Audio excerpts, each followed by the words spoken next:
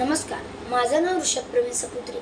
मी आता 7वी ब चा विद्यार्थी. माझ्या शाळेचे नाव चेंबूर वेलफेअर मराठी शाळा. आज मी तुम्हाला एक प्रयोग करून दाखवणार आहे, ज्याचं नाव हवा जास्त जागा व्यापते. तर सर्वात प्रथम मी साहित्य घेतले आहे. एक मोठा जार, अर्ध पाणी भरून, एक ग्लास आणि 2 कागदाचे तुकडे. तर सर्वात प्रथम मी या कागदाच्या तुकड्याला पाण्यात डुबवत आहे. तुम्ही पाहू शकता, हा कागदाचा तुकडा ओला झाला आहे.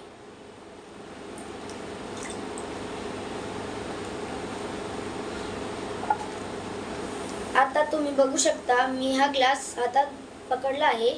आपल्याला हा ग्लास रिकामा दिसत आहे, पण याच्यात ते हवा असते, हवेचा दाब असतो.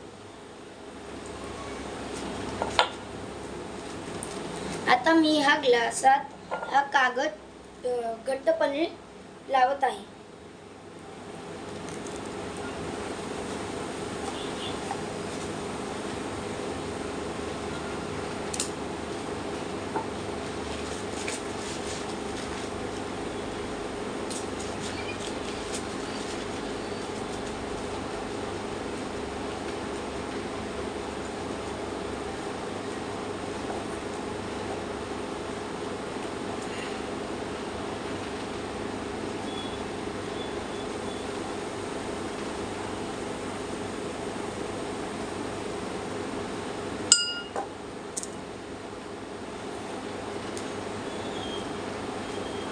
आता मी या ग्लासात काचेच्या ग्लासात कागद घट्ट बसवला आहे.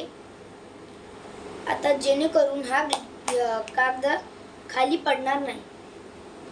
आता मी हा ग्लास पाण्यात टाकत आहे. आपल्याला ही काळजी घ्यायची आहे की ग्लास सरळ जावा, कारण ग्लास थोडा जरी वाकडा झाला तर हवा ग्लासात जाईल.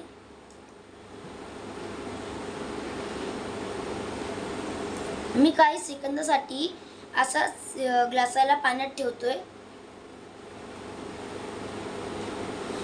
आपण जर थोडा वाकडं पकडला असतं तर पाण्यामुळे ग्लासातल्या हवेमुळे पाण्यात बुडबुडे आले असते. आता मी ग्लास काढला आहे.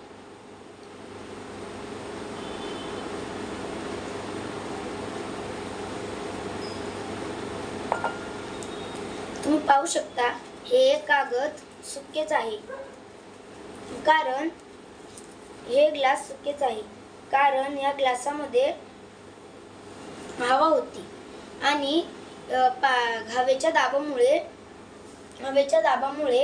जागा व्यापते. ते पाणी सहज मिसळत नाही. धन्यवाद.